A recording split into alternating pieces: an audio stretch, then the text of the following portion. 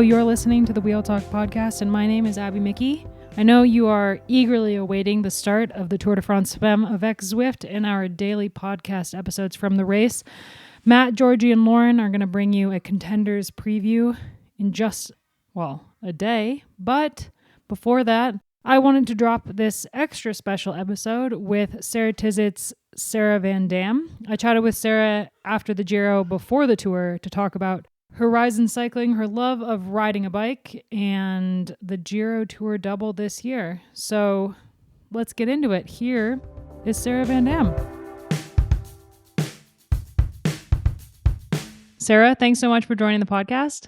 Thanks so much for having me. Right off the bat, actually, in case you don't know, you're on Georgie Howe's fantasy team for our Wheel Talk Fantasy League. And you've added quite a bit of points to her tally. She's still losing, but you're one of her highest scoring riders. It was honestly the biggest privilege when I was listening and I heard my name announced on the team. I was over the moon. It definitely made my day. I think there's quite a few of us in the league that are, bummed that we weren't as on it as Georgie. She picked you up like pretty quick. And I think all of us were like, okay. And now we're like, oh, dang. Nice get. I mean, it's been like an incredible season for you this year. It's like looking through your results, you've come into the Women's World Tour like hot and fast. And especially this year has been just amazing. How are you feeling about it all?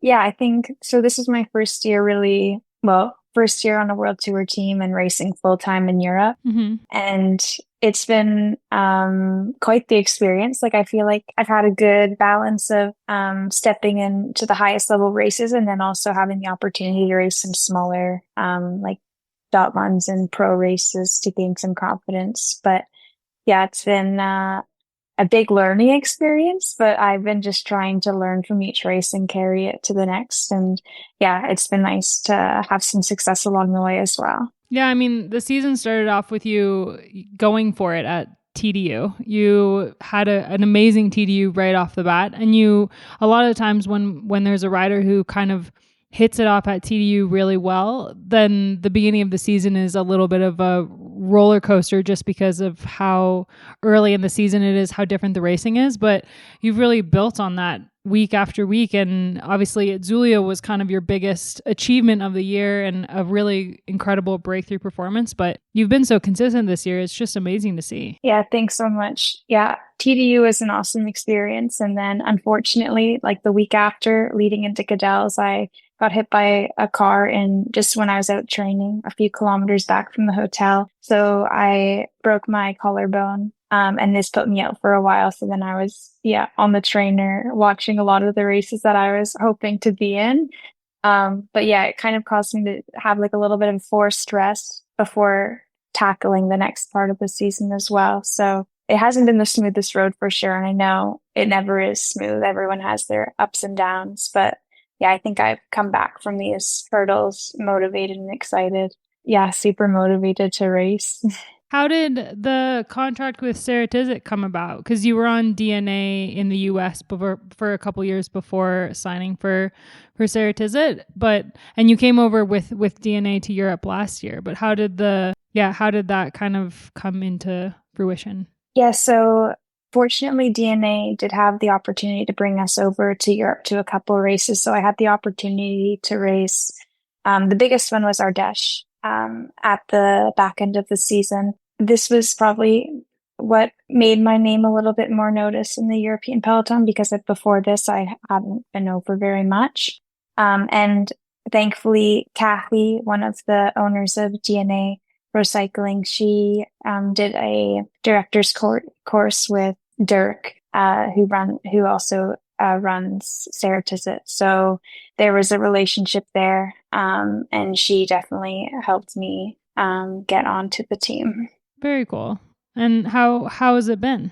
It's been, a really good experience. Like we're definitely a smaller World Tour team, but like I mentioned, they understand my background and where I'm coming from. I'm new to European racing. But they've been able to provide me with a really balanced calendar of, racing these huge races, but then also racing these smaller races where I can gain confidence and just, learn and then apply them to the bigger races. So it's been a really positive experience so far. Yeah, because before Itzulia, where you were third overall, you finished second on the final stage, and that was your breakthrough performance so far of your career, at least of the season. You had a bunch of these 1.1s where you just consistently were in the top 5.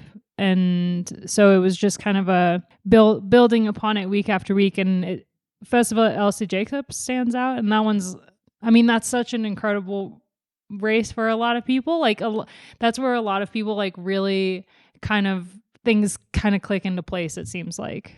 Yeah, there was definitely a lot of 5th places in that block of May.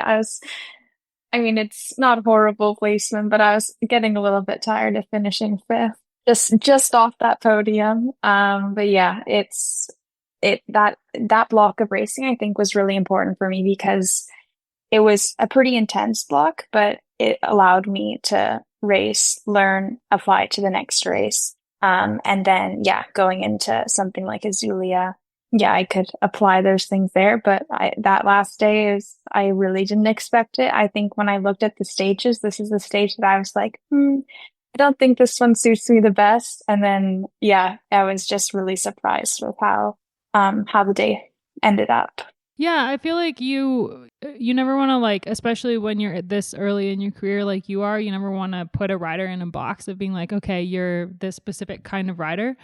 But I feel like you're really an all-rounder in the best sense, where you've had these, like the Itzulia performance, and also at the Giro, you had a couple great days, but you're very much like a rouleur in that you were on the attack at TDU. You can get up there when the stages are punchy, but you're also quite a good climber.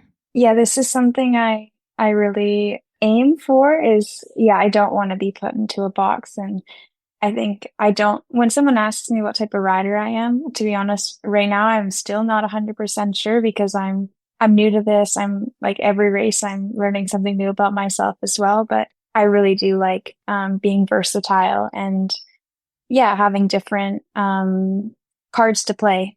And I don't want to be just one type of rider.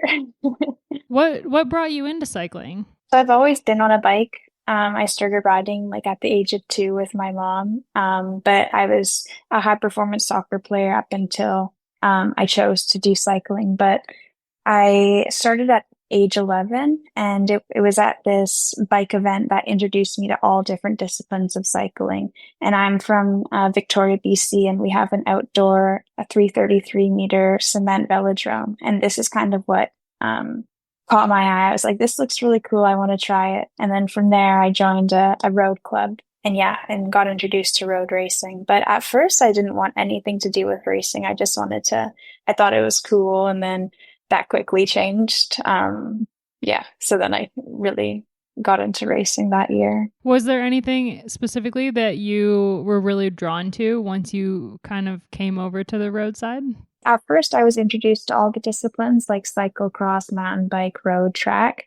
And then up until last year, I really balanced road and track. And I would say I've had a main focus on the track with the Olympics last year. So this is kind of my first year actually focusing fully on the road.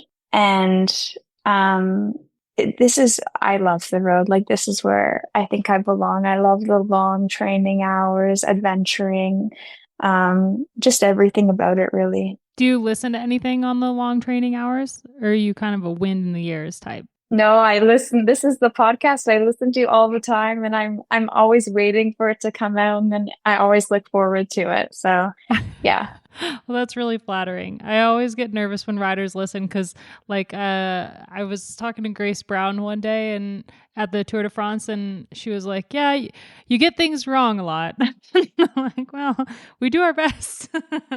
I think I learned a lot from your podcast. Like, I've been listening to it for years, and so then when I started hearing my name on it, I was like, "Oh my gosh, this is crazy." Now you've got a whole episode to yourself. Oh, I can't believe it. No, I mean, like, especially Canadians, it's really nice to keep track of the Canadians in the peloton. And the last couple of years, man, you guys have just there's been like a new rider to keep track of every year from Canada. And it's so great to see. And like with Mags riding so well for EF, she's been killing it. And obviously I was teammates with Poito, and I just absolutely loved watching what she could do, especially when I left the sport. And so yeah, as a Canadian, you've got like an automatic check of approval from the Wheel Talk podcast. Yeah, it's been really nice to see in the last couple of years how many Canadians have been coming over here and being successful, because I think, yeah, it is a really tough transition. You're moving your entire life over here, and yeah, it takes a big step and a lot of courage to do, for sure. Yeah, it's really tough. I mean, especially for anyone coming away from Europe, the Australians, the Canadians, Americans, anyone from like, yeah, Kiwis, obviously, I think they're the farthest away. It's such a hard thing to transition, but you found yourself in Girona, which is where the community is. Yeah, exactly. There's quite a few Canadians here, so I definitely thought that moving over to Europe for my first time, and just having a good support network around me was really important. So it made that move, pretty seamless. You know where to find the maple syrup. It's never as good over here, though. Like, it says Canada on the label, but it's never as good. Well, what are some of your favorite things about Victoria? I talked to Jillian Elsay, our mutual friend, and she said, ask her about Victoria. I just love, it feels like so fresh. Like when I get off the plane, I'm like, oh, I'm home.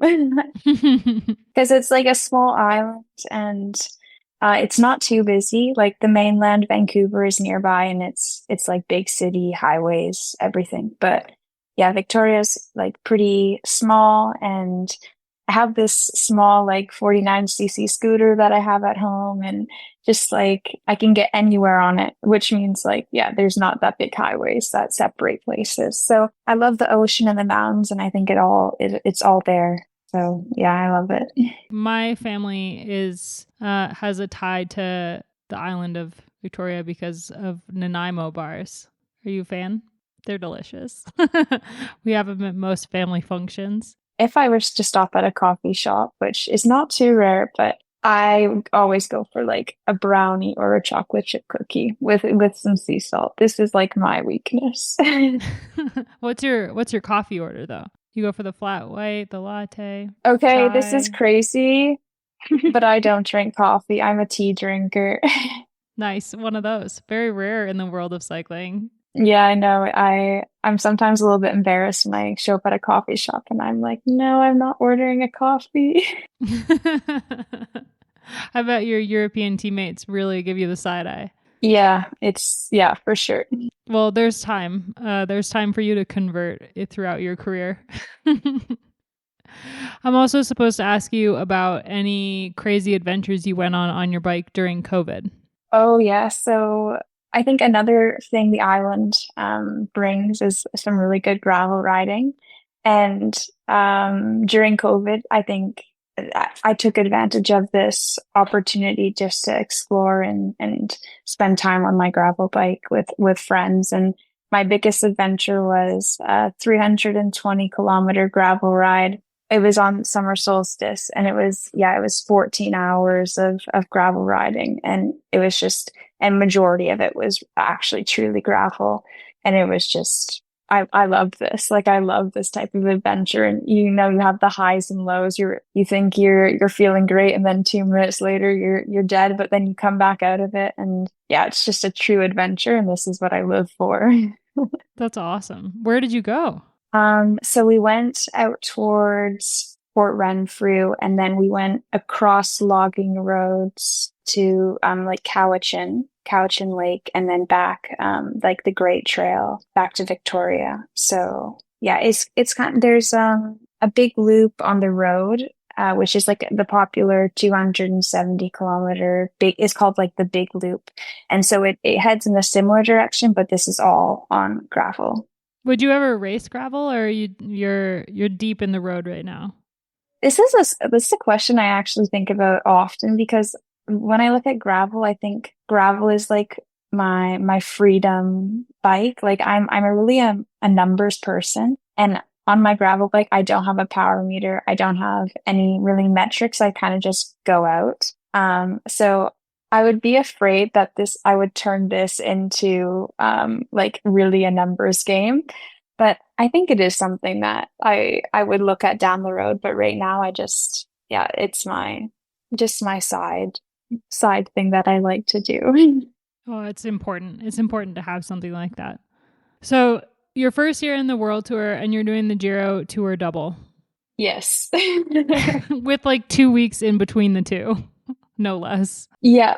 Yeah, it's definitely a big ask. But I think I'm hoping my body comes around. I've had some nice rest between. And yeah, I have a few days to train, but more so just maintain. And then hopefully I'm hoping I get a nice little performance boost if all goes to plan. I mean, according to Spratty, who was on the audio diaries for the Giro, she said this was one of the hardest Giros she's ever raced. Yeah, so this is my only experience, so I'm not sure what past has been like, but yeah, from my experience, it was full gas every day and unpredictable racing as well. Like we thought stage 3 and 5 were going to be sprint days, and yeah, they weren't.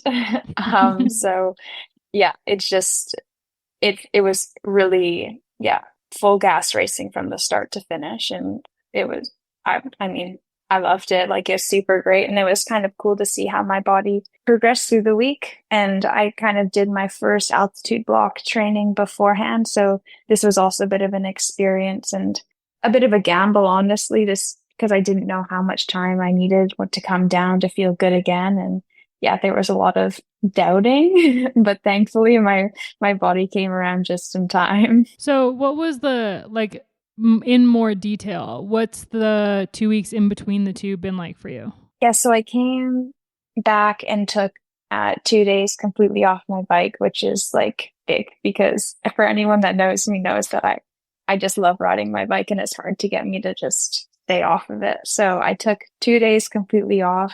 And then I did a few easy rides and yeah, so yeah, 2 days of really easy riding. And then I kind of started just to incorporate a few efforts back into my body just so I don't fully like shut down and think, oh, like I'm in recovery mode because I'm not I'm not. I need to get the body going again, which honestly has been a bit hard seeing, some people post Giro on vacation and just enjoying the full relaxation. I'm like, no, Sarah, you need to wait a little bit longer for you to do this. Oh, I mean, I think you won't be the only rider doing the double, but this will definitely be the hardest year to do both back to back with how quick the turnaround is. Next year I am so excited for the Giro to change dates. I hope it means that we get like a really stacked field at both, but this year is just like the turnaround is wild, and I think it's going to really shock some people when they get to the Tour. I hope you're not one of them. I hope so too. Yeah, I think it's racing these two races is like the number of race days I have is the same as what I've done up until this point this year. So it's yeah, it's a big ask, but I'm excited for the challenge. Yeah, that's one of the biggest, I feel like one of the biggest changes for riders coming from outside of continental Europe and coming to Europe to race for the first time, and especially signing for like a world tour or a pro team, is just the number of race days you do is so much bigger than what you do, especially if you're primarily racing in North America. There's really not much racing. And then you come to Europe and it's boom, boom, boom, race after race. Every weekend there's a race, and every weekend those races have like some of the best riders at them. So it's just like a lot to take in. Yeah, definitely. I'm coming from like last year, I'm looking at very few race days. I think also with the track focus, you race even less. Mm-hmm. But yeah, I think that was a big task this year, was just seeing how my body would handle the load of these races. But it's also like the stress of them too. So it's been a learning, trying just to like relax and not be like super stressed all the time entering races. And yeah, it's been nice to see I've been able to string across like some being consistent. But yeah, it's a big ask like for me, like from where I've come from. Do you think you'll try to do any track racing again? I think I definitely don't cross out track for my future, but I really am excited to put my full focus towards road these next couple of years. Yeah. But if there is the opportunity to sneak something in, for sure, I would like to do that. But yeah, it can be hard with the national team being based back east. It's 6 hours, a 6 hour flight away from here. But it's just, and usually the track camps are pretty long, so it is hard to fit them both in. But if it does work, then yeah, I'm down for it. Yeah, I think it used to be a lot easier to balance both for riders, but with the growing calendar and kind of the demand of the road, it's not so easy to do both the track and the road anymore. Yeah, and these last couple of years, I've also had the privilege to race like the UCI Track Champions League, which is on the tail end of the season. And I think being a rider who wasn't racing in Europe last year, it's okay because, like I said, I had such few race days. But I think, unfortunately, it no longer exists. But if I was in the position to race it again this year, I'd really have to think about it, because it would really extend my season, and then I would struggle to have a proper off season. Mm-hmm. Yeah. All right. Well, my final question for you is about thrifting, because Jillian says that's your side hobby is thrifting. I would say so Victoria has some nice, like, cute boutique stores, and yeah, I have had some success thrifting in Victoria, and really it has been with jeans. And I'm someone that has spent years struggling to find like jeans because I have big legs and a small waist, like many cyclists. And I go to this one store, and every time I go in there, I bought a pair of jeans. So that has been like, yeah, my success with thrifting. Have you tried thrifting in Girona? I don't know if there's really anywhere. No, I haven't yet. Honestly, the amount of stuff I tried to bring over from Victoria, clothes was like a really difficult choice. Like my suitcases were, filled to the brim, and I'm just thinking, oh my gosh, now I shouldn't accumulate more things. Well, if you're ever in, like, I think Amsterdam, where the tour started last year, there were some really, really great little shops, secondhand shops, and in the UK, there's some really good ones. I think the Commonwealth Games maybe is in Glasgow next year, I think. So you could put a little highlight on that for when the race is done and you can walk around a bit. All right. Well, thank you so much, and good luck at the tour. Thank you so much for having me. This episode was produced, edited, and mixed by Will Jones at Red Bricks Media.